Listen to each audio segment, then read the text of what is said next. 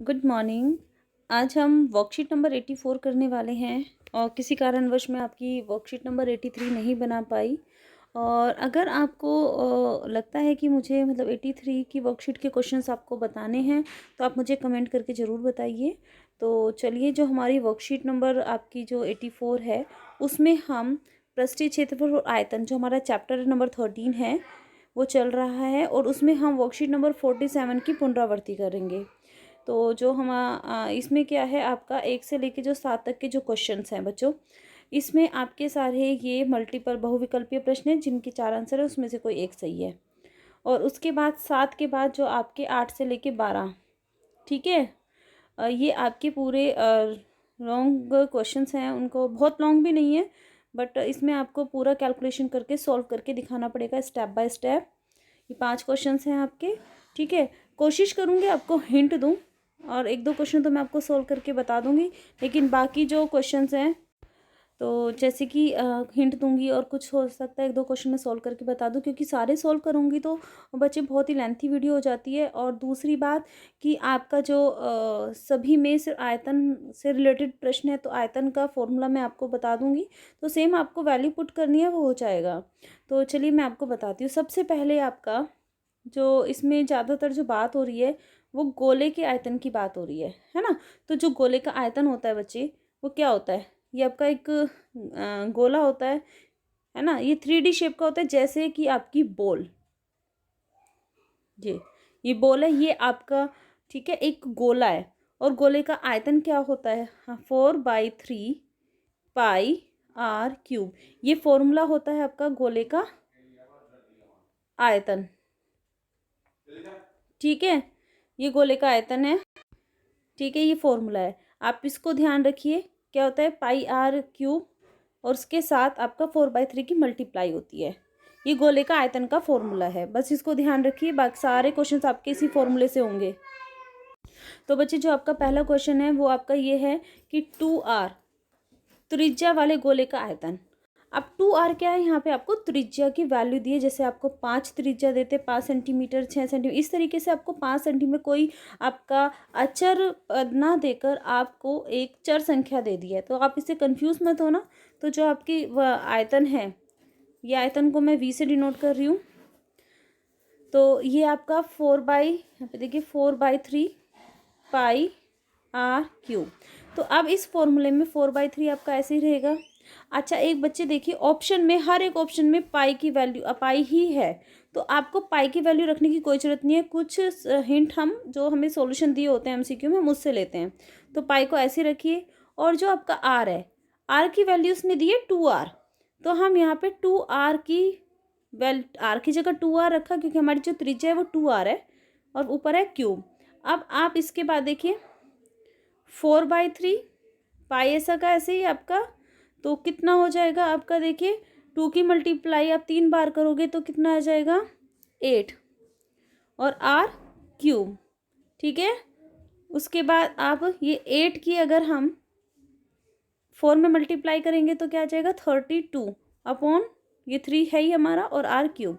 देखिए, हमारा आया 32/3 आर क्यूब। अब ये देखिए कौन सा ऑप्शन मैच कर रहा है? A option. A option is the right option, ठीक है। एंड क्वेश्चन नंबर सेकंड देखिए, आई थिंक आपको क्लियर हो गया होगा। अगर क्लियर हो रहा है, समझ आ रहा है, तो बच्चों इसको लाइक कर दीजिए, ठीक है, और साथ में सब्सक्राइब कर दीजिए, और बाकी बच्चों को शेयर कर दीजिए। और पहले तो सब बच्चों के भी अब वो शुरू होने वाले हैं यूटी वगैरह, तो आपको बता देंगे स्कूल के अंदर। तो चलिए आगे देखिए, क्वेश्चन नंबर 2 देखिए। अगर किसी गोले की त्रिज्या, अगर त्रिज्या को दुगना कर दिया जाए, तो अगर गोले की त्रिज्या, सपोज करो जैसे गोले की त्रिज्या आर है, पहले आर थी, मैं क्योंकि सेम त्रिज्या को हम आर से डिनोट करते हैं, तो फिलहाल देखिए, जैसे आर, पहले त्रिज्या आर थी, उसके बाद क्या हुआ, उस त्रिज्या को दुगना कर दिया, तो आयतन कितना हो जाएगा? त्रिज्या को दुगना कर दिया यानी कि 2r कर दिया।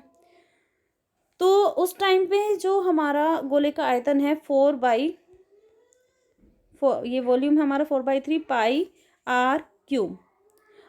आर को दुगना कर दिया, आर की जगह 2r रख देंगे, तो वापस से आपका क्या हो जाएगा, जैसे 4/3 पाई 2r की क्यूब। इसके बाद है आपका 4/3 इसकी पाई, एंड इसके बाद आपका जो 2 की मल्टीप्लाई 3 बार करेंगे तो 8r³। तो बच्चे यहाँ पे देखिए, हम इसने वो नहीं कर सकते, क्योंकि अगर हम इसकी मल्टीप्लाई करेंगे तो हमें ये नहीं पता चलेगा कि पहले जो आयतन था, पहले आयतन कितना था, सीधा सीधा था 4/3 पाई r³। अभी जो 4/3 पाई r³ है बच्चे, ये हमें सेपरेट करना है, क्योंकि पहले आयतन था, इसमें से निकाल लो। अगर हम इस 8 को हम बाहर रख दें इस तरीके से, और अंदर आपका रह जाए 4/3 पाई r³, तो इससे क्या होगा, आपका ये वाला जो पोर्शन है, ये आपका पहला आयतन है, तो यहाँ पे कितना गुना हो गया, 8 गुना। तो यानी कि 8 गुना जो है आपका, वो आपका आयतन हो जाएगा। तो आपका आंसर जैसे सेकंड है, तो देखिए 8 गुना, यानी कि इसका डी ऑप्शन सही है। क्वेश्चन नंबर 3 देखिए, ए सेंटीमीटर त्रिज्या वाले अर्धगोले का आयतन। अब अर्धगोले का आयतन क्या होता है बच्चे, जब आपका पूरा गोला है, ठीक है, अगर आप उसको बीच में से कट कर देते हैं तो वो इस तरीके का दिखता है, ठीक है। कट करेंगे तो जब पूरे गोले का आयतन कितना था, 4/3 पाई r³। फॉर्मूले को समझने की कोशिश कीजिए। जब इसका आधा कर दिया, आधा का मतलब क्या है, इसका आधा, इसको बीच में से कट कर दिया, आधा हिस्सा कर दिया 1/2, तो 2 1 जा 2, 2 2 सा 4। अब देखिए, यानी कि 2/3 पाई r³। तो आधे गोले का आयतन कितना होगा, आधा कर दो, जो 4/3 पाई r³ है उसका आधा कर दो। आधा करेंगे तो जहाँ 4 है उसकी जगह 2 आ जाएगा बस, ठीक है। तो अब इसमें पूछा है ए सेंटीमीटर त्रिज्या, तो 4/3 सॉरी अर्धगोले का आयतन 2/3 पाई r कितना है आपका, ए की क्यूब, तो 2/3 पाई a³, ये आंसर हो जाएगा। तो देखिए कौन सा है, 2/3 पाई a³, सी इसका ऑप्शन सही है। अब देखिए यहाँ पे 21 सेंटीमीटर है, तो सेम 4/3 पाई r³ में आप r की जगह आप 21 रखोगे और इसको सॉल्व कर दोगे, और पाई की जगह आप रखोगे 22/7। ये पाई की वैल्यू होती है बच्चे, ठीक है। ये जो है वैल्यू 22/7, वो आपकी पाई की वैल्यू है, ठीक है। ये रखिए और सोल्व कर दीजिए। सिंपल आपको कैलकुलेशन करनी है, सोल्व करना है। सेम वही देखो, अर्धगोलेकार कटोरे का आयतन अभी बताता, पूरे का 4/3 पाई r³ होता है, अर्धगोले का कर दो आधा, यानी कि 2/3 पाई r³। बस उसमें r की वैल्यू आपको दी हुई है, और पाई की वैल्यू 22/7 रखना, सोल्व हो जाएगा। इसी तरीके इसमें क्या है, हाँ 6 क्वेश्चन में देखिए, इस बार आपको आयतन दिया हुआ है, जो सेंटीमीटर क्यूब जहाँ पर देख लोगे ना बच्चे, वहाँ पर समझ जाना कि वो आयतन दिया हुआ है। आपको निकालना क्या है, गोले की त्रिज्या। अब गोले की त्रिज्या निकालने के लिए देखो आयतन क्या है, 4/3 पाई r³।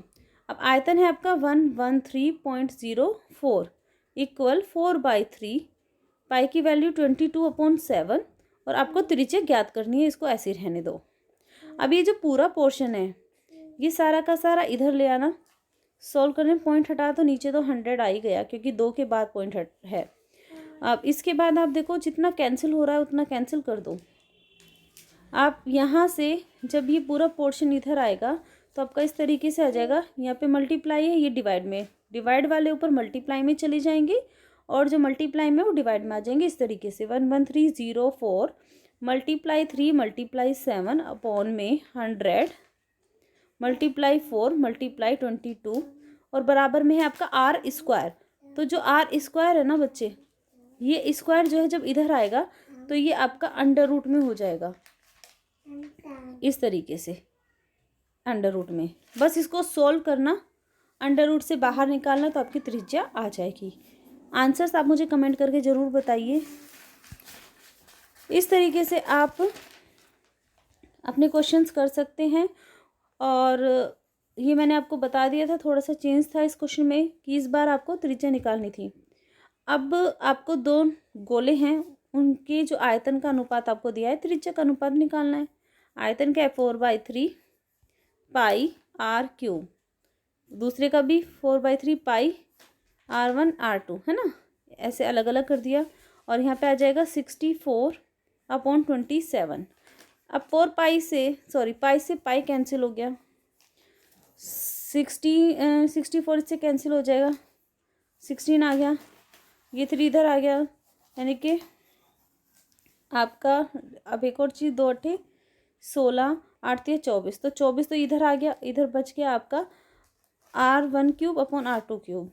तो अनुपात कितना हो जाएगा आपका, तो 24, एक मिनट, 22/7 आप कर सकते हैं। एक मिनट देख लीजिए, एक बार और बता देती हूँ थोड़ा केयरफुली। देखो 64/27, ये 2 गोले का आयतन है। आयतन का फॉर्मूला पहले गोले का 4/3 पाई R1³, दूसरे का भी वही होगा 4/3 पाई R2³। तो यहाँ पे 4/3 से पूरा कैंसिल हो गया, केवल R1³ और R2³ बचा। ये क्यूब है, जब इधर आएगा तो बच्चे इधर आके ये क्यूब रूट में चेंज हो जाएगा, यानी कि 3 का पेयर बाहर निकलेगा। ठीक है, अब इसके बाद तो आपका आंसर क्या आ जाएगा यहाँ पे, देखो 64 है, 64 के जब आप फैक्टर करोगे ना तो 4 आ जाएगा, और जो 27 है वो 3 का क्यूब है, तो 4/3 आ जाएगा आंसर। तो 4/3 कौन सा मैच कर रहा है, बी ऑप्शन।